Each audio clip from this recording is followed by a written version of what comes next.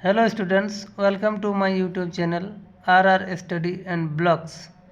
आज मैं एक और प्रश्न लेकर आया हूं जो कि आपका परीक्षा के दृष्टिकोण से बहुत ही महत्वपूर्ण है।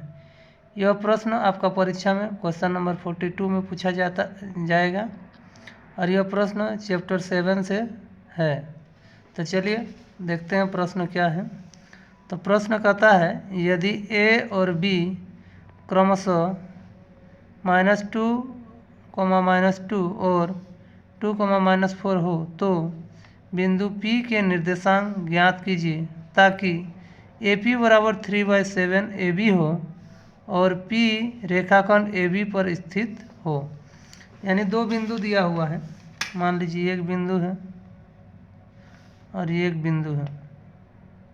इस बिंदु का नाम दे देते हैं ए बिंदु का जो निर्देशांक दिया है वो -2 और -2 है और बी का जो है वो है 2 और -4 है। इस दोनों बिंदु को अगर मिला देते हैं हम लोग तो एक रेखाखंड बन जाएगा।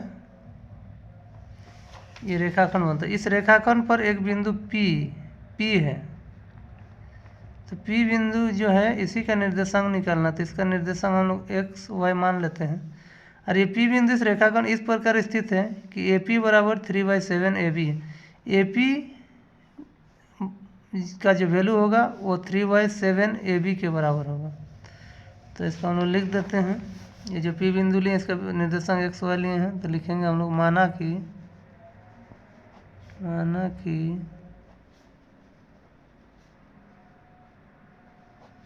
बिंदु P, ये जो P बिंदु है x, y इसका निर्देशांक, माना कि बिंदु P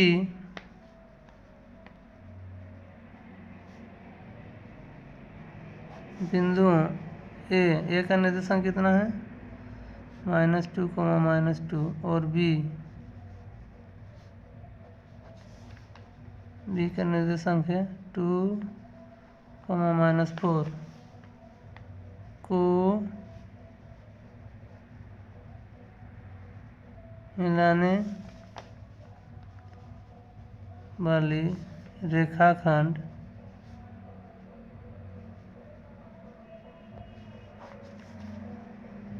AB पर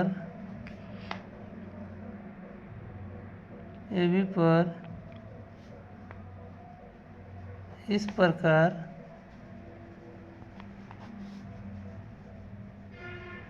स्थित है कि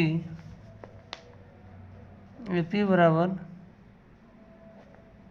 3/7 AB है।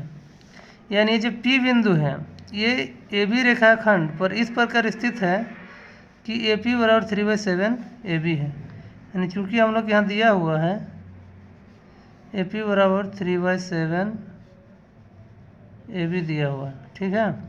तो AP है, इस 7 इधर इसको उधर ले जाएंगे तो 7 AP हो जाएगा बराबर 3 AB। 7 AP बराबर 3 AB यहाँ तक है तो इसको हम लोग लिख सकते हैं AP प्लस BP। तो ये हो जाएगा AP प्लस BP।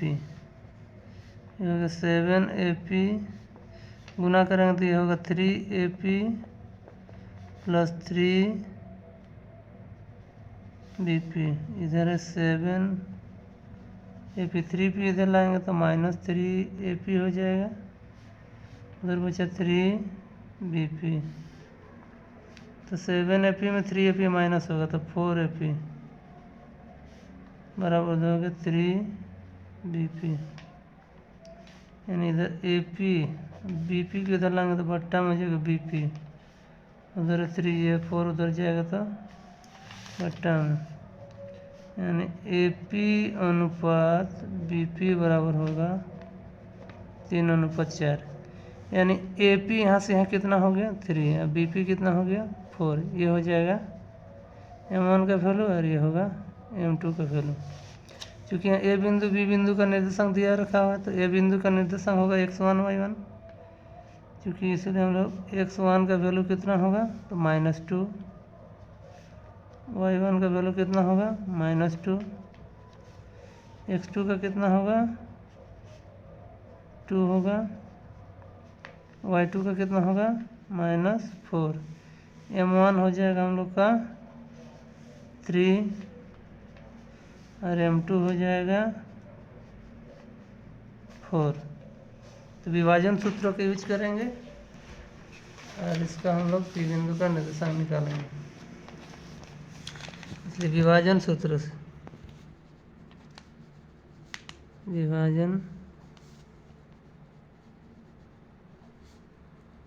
से इसलिए बिंदु P का निर्देशांक बराबर विभाजन सूत्र होता है m1x2 plus m2x1 by m1 plus m2 comma m1y2 plus m2y1 by m1 plus m2। अब इसका वैल्यू बैठा देना है, तो m1 का वैल्यू कितना है यहाँ 3 है, 3 इंटू x2 कितना है, x2 हम लोग का 2 प्लस m2 कितना है 4, x1 कितना है -2 plus m1 plus m2, m1 है हम लोग का 3 और m2 है 4 कोमा m1 हो गया 3, y2 है -4 प्लस m2 है 4 और y1 है हम लोग का -2 बटा m1 प्लस m2 यानी 3 प्लस 4।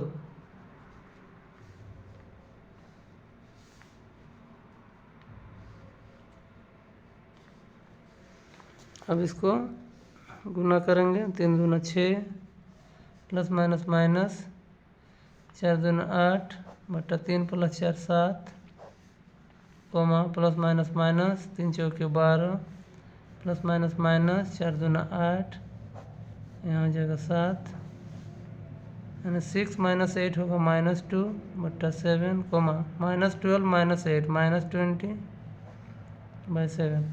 तो ये जो P बिंदु है, इस P बिंदु का निर्देशांक आ गया हम लोग का -2/7 और -20/7। तो यही हम लोग का आंसर हो गया P बिंदु का निर्देशांक।